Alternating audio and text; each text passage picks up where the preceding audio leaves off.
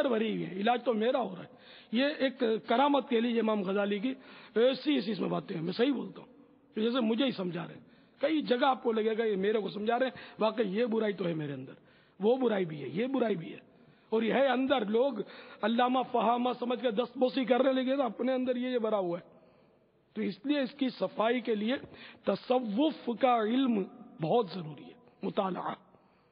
اور یہ نہیں کہ علماء کے لیے، عوام کے لیے بھی ہے۔ میں عوام کے لیے کہ علماء سے مربوط رہیں، کیونکہ اس میں جیسے کہ احیاء العلوم پڑھیں گے نا تو اس میں کہیں کہیں فقہی مسائل بھی ہیں۔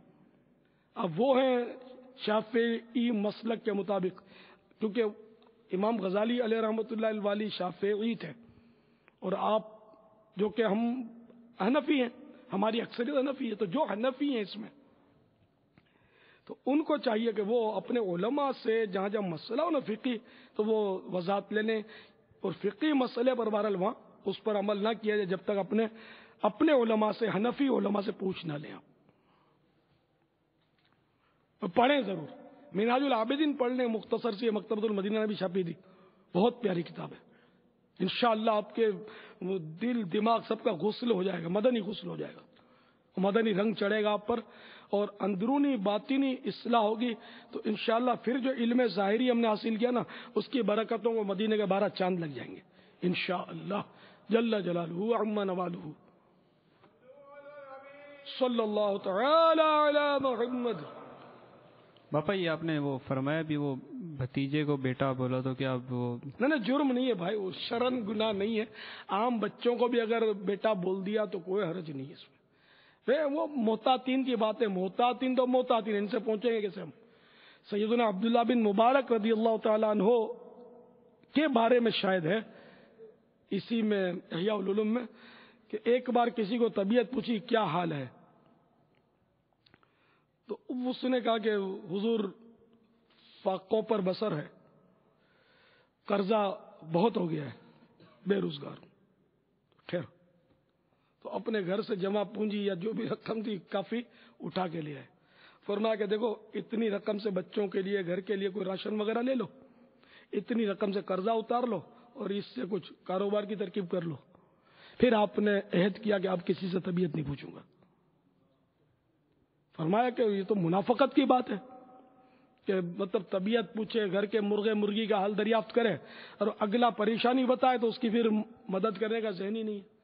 تو طبیعت پوچھے تو پھر اس کو مطلب ہے کہ تعاون کرے، ورنہ منافقت ہے طبیعت پوچھنا۔ اب یہ ان کے نزدیک ہے، مطلب یہ تصوف کا مدنی پھول ہے۔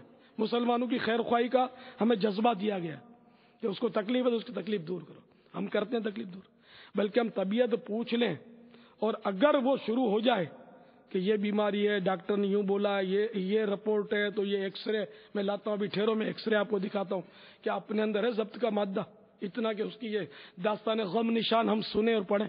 سوال ہی نہیں یار، میں جا رہا ہوں، میرے کو جلدی ہو رہی ہے، تو طبیعت پوچھی کیوں؟ اب پوچھی تو تقاضے پورے کرو۔ ہم تقاضے کون سا پورا، ہم تو رسمی پوچھتے ہیں، ہم تو کیا پوچھتے ہیں؟ ہاں کیا حال ہے، اور خیریت ہے، سب ٹھیک ہے؟ پھر بات کرنا تو اپنے کو آتی ہی نہیں ہے۔ ہاں بھائی سب ٹھیک ٹھاک ہے نا؟ اب 50 بار تو اس کو طبیعت پوچھو، اور اگر اس نے بول دیا کہ نزلے کی مجھے ٹیبلٹ چاہیے، لے آؤ، پیسے نہیں ہے، میں یہاں انتظار کرتا ہوں، تو کیا خیال ہے آپ کا؟ اور ٹھاک ٹھیک ٹھوک سب ختم ہو جائے گا۔ ہماری حالت یہ خیر خواہی کا جذبہ ہی نہیں ہے۔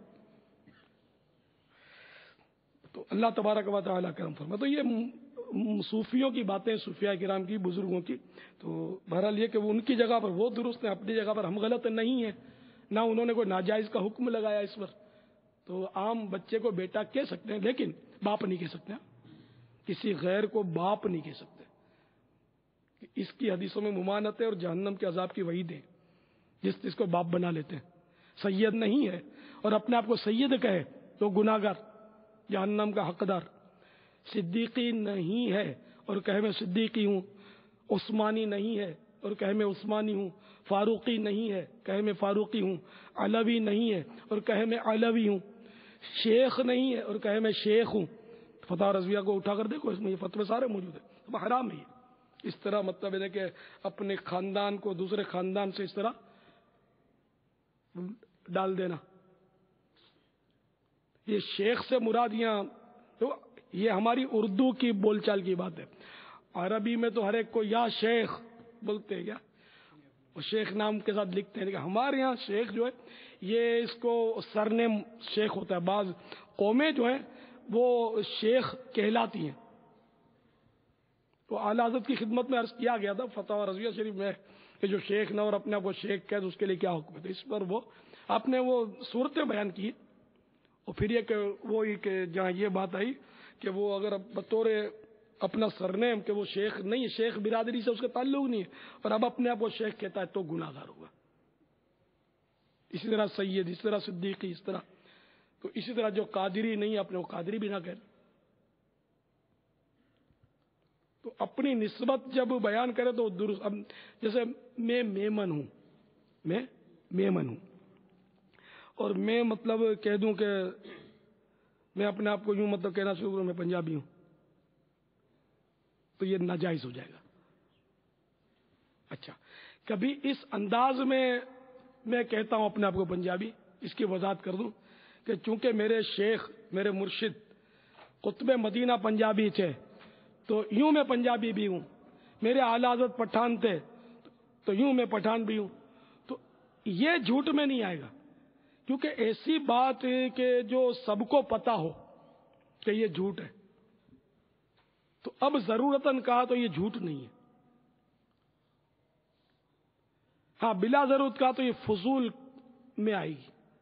جیسے شیخ سعدی وغیرہ نے واقعات لکھے تو لومڑی بولتی ہے اور بھیڑیا یوں کلام کرتا ہے اور شیر نے گرا کر یوں کہا, تو یہ سب سبق آموز حکایتیں ہیں.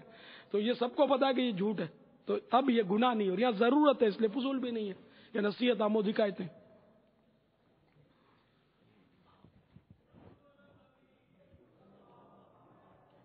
اچھا نہیں, میرے کو باپا جو بولتے ہیں نا, یہ سب کو پتا ہے کہ یہ اتنی سارے کسی کے بیٹے ہوتے نہیں ہیں, تو ایک جگ مشہور باپا ہوتے ہیں.